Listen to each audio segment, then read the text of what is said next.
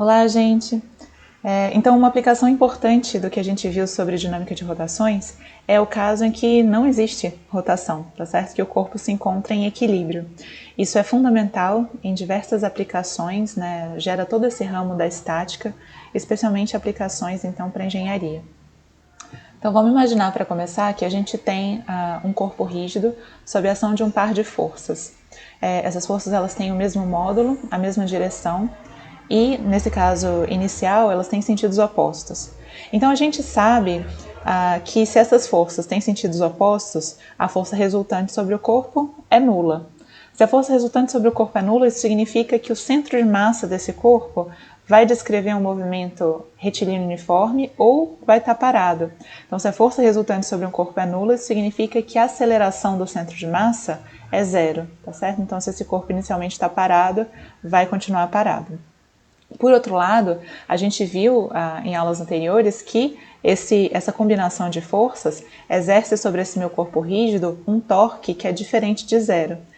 De fato, esse torque é igual a L, onde L é essa distância entre os pontos de aplicação das duas forças, vezes o módulo dessas forças, tá certo? Então, se a gente tem esse binário, né, forças com sentidos opostos, mesmo módulo, mesma direção, a força resultante é nula, então o corpo não translada a princípio, se ele está inicialmente em repouso, mas o corpo gira, tá certo? Gira com aceleração diferente de zero, velocidade angular crescente. Bom, por outro lado, se a gente tem o nosso par de forças agora com mesma direção e mesmo sentido, a gente tem que o torque resultante agora vai ser nulo, mas a força resultante vai ser diferente de zero, tá certo, gente? Então, nesse caso, a gente teria que o corpo, se não está girando inicialmente, ele vai continuar sem girar e o centro de massa vai descrever um movimento, então, acelerado. Então, a gente vê dessa discussão que a condição, né, as condições para que a gente tenha equilíbrio estático, para que o corpo não translade nem gire, são, na verdade, duas. Né? A gente precisa que a força resultante sobre o corpo seja igual a zero e também que o torque resultante sobre esse corpo seja igual a zero. Tá certo? Então, a gente quer, nesse vídeo, explorar as consequências dessas condições em alguns exemplos. Então, eu quero discutir com vocês esse exemplo, né, que vai ser uma escada, então, apoiada sobre uma parede. E a gente vai querer, nesse sistema, a gente vai considerar que não existe atrito entre a escada e a parede, mas existe atrito entre a escada e o chão. E a gente quer, basicamente, descobrir qual que é o coeficiente de atrito necessário para que essa escada não deslize, tá certo? Então, a gente vai aplicar aquilo que a gente viu antes. Simplesmente a força resultante sobre essa escada tem que ser igual a zero, o torque resultante sobre essa escada tem que ser igual a zero. Agora, quando a gente fala o torque resultante é igual a zero, esse torque sempre se refere a algum eixo. E nesse caso aqui, a gente tem que essa escada, a princípio, não está girando, tá certo? Então, ao redor de que eixo eu tenho que calcular o torque? E é isso que eu coloquei aqui nessa questão para vocês, né? Será que é o eixo que passa pelas extremidades, né? A ou C? Será que é B ali no cantinho da parede? Será que é o centro de massa? Ou será que tanto faz? Então, o fato é que tanto faz. Se a gente quer que o corpo não gire, a gente não quer que o corpo gire sobre nenhum eixo, tá certo, gente? Então, o torque resultante sobre qualquer eixo tem que ser igual a zero. Então, nesses problemas de estática, frequentemente, assim, a resolução do problema se torna mais simples, dependendo de onde a gente coloca, de qual que é a nossa escolha para o eixo ao redor do qual a gente vai exigir que o torque seja nulo. Bom, então a gente vai discutir esse exemplo, tá certo? Imagina que a gente tem uma escada com 3 metros de comprimento e ela repousa, né, inclinada, formando um ângulo de 60 graus com uma parede sem atrito. E a gente quer saber qual que é o valor do coeficiente de atrito estático com o piso que vai impedir que essa escada escorregue. Então, a primeira coisa que a gente precisa fazer nesse caso é identificar todas as forças que atuam sobre esse corpo. E ao contrário das nossas aplicações de dinâmica para partículas, aqui vai ser importante a gente identificar não só quais são as forças, mas aonde que elas atuam, tá certo, gente? Então, sobre essa escada, a gente tem algumas forças. A gente tem, por exemplo, a força gravitacional, tá certo? E a gente viu em vídeos anteriores que, embora a força gravitacional ela atue sobre cada elemento de massa, tá certo, que compõe essa escada, a gente pode considerar que ela efetivamente age como uma força atuando sobre o centro de massa desse corpo, tá certo? Então, como se toda a massa do corpo tivesse concentrada no seu centro de massa.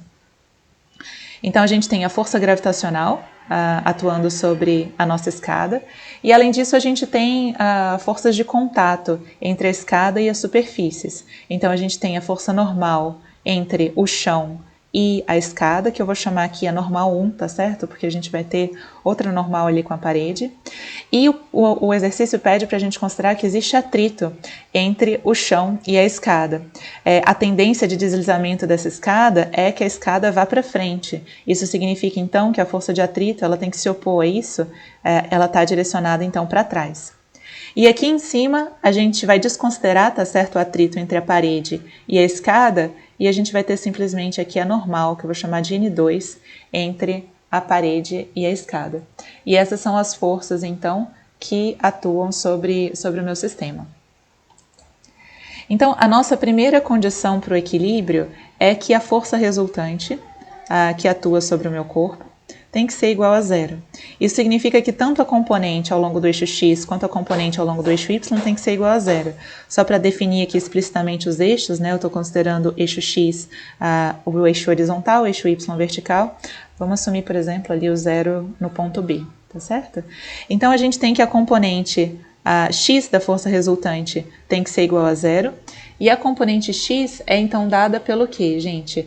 Pela normal, o N2, tá certo? Menos a força de atrito. Isso aqui tem que ser igual a zero. Daqui a gente obtém que que a normal, N2, é igual em módulo à força de atrito entre o chão e a escada. A gente também precisa que a componente y da força resultante seja igual a zero. Então, a componente y da força resultante vai ser igual a N1, tá certo? Menos a força gravitacional, que é a massa da minha escada vezes G. Isso aqui também tem que ser igual a zero. A gente obtém daqui o valor da segunda normal, tá certo? N1 tem que ser igual a mg. Bom, então essa aqui é a minha condição sobre as forças. Agora, para o corpo não girar, tá certo? A gente precisa também que o torque resultante seja igual a zero. Então, a gente precisa que o torque resultante seja igual a zero. E aí, gente, a gente pode escolher qualquer eixo, tá certo? Para calcular o torque resultante. Agora, nota que se eu escolho, por exemplo, calcular o torque sobre esse ponto B, por exemplo, tá certo?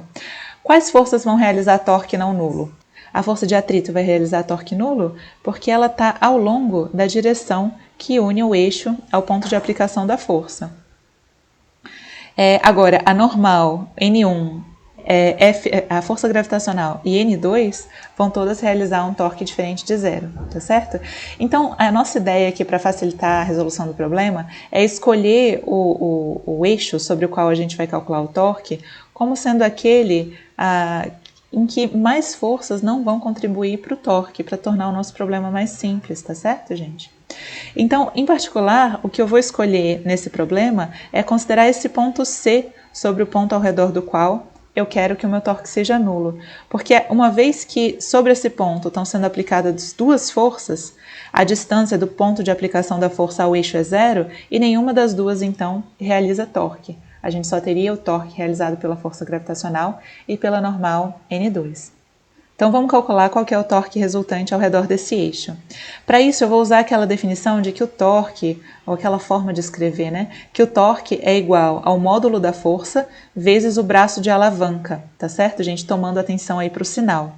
Vamos, então, identificar quais são os braços de alavanca das duas forças. O que é o braço de alavanca, gente? Por exemplo, para a força gravitacional, eu estendo aqui. Então, eu vejo qual que é a direção de aplicação da força, tá certo? A direção definida pela força gravitacional. E o braço de alavanca vai ser a distância perpendicular entre o eixo de rotação e essa direção, tá certo, gente? Então, no caso da força gravitacional, o braço de alavanca é o que eu vou chamar aqui de D1, tá certo? É o que eu vou chamar de D1. E agora, para a normal, né? Qual que é o braço de alavanca da normal?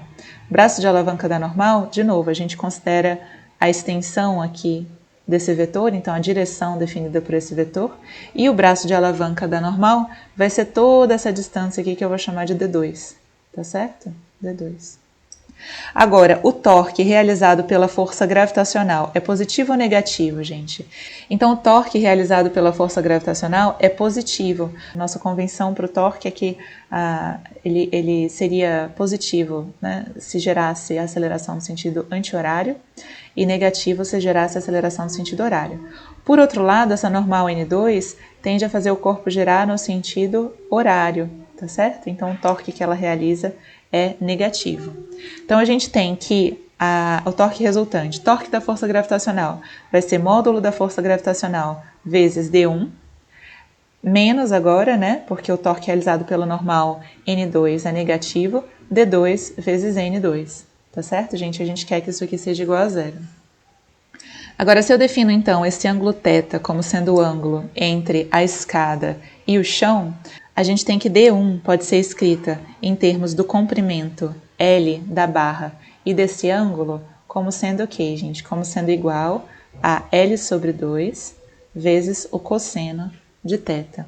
Então, eu estou olhando para esse triângulo, tá certo? Por outro lado, a gente pode escrever D2 como sendo igual a L vezes o seno de θ. E agora a gente olha para esse triângulo grande aqui, tá certo? Onde D2 é essa distância, essa altura. Então, inserindo isso na nossa equação acima, a gente tem que mg L sobre 2 vezes o cosseno de θ menos, vai ser igual, tá certo? A L seno de θ vezes N2, e daqui a gente obtém o valor da normal N2. A gente obtém que N2 vai ser igual a mg dividido por 2 vezes a tangente desse ângulo θ. Tá certo?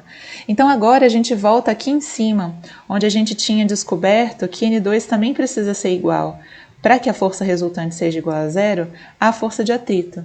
Então a gente obtém que daqui a força de atrito tem que ser igual a mg dividido por 2 vezes tangente de θ.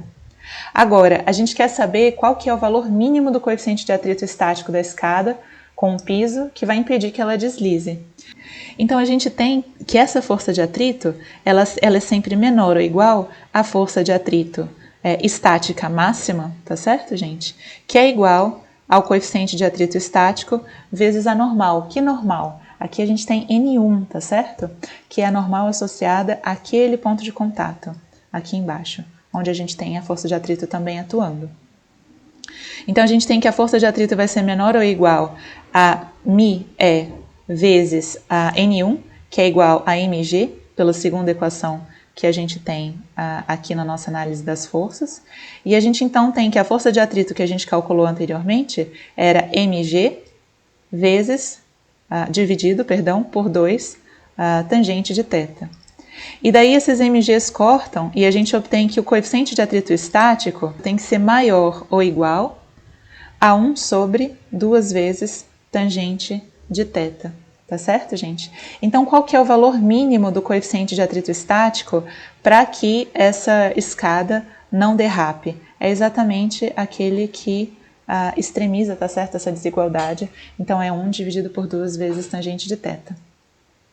Uma coisa interessante para a gente notar aqui é que esse valor do coeficiente de atrito estático, ele não depende de várias coisas que a gente poderia assumir inicialmente que ele poderia depender, como, por exemplo, a massa dessa escada, o comprimento dessa escada.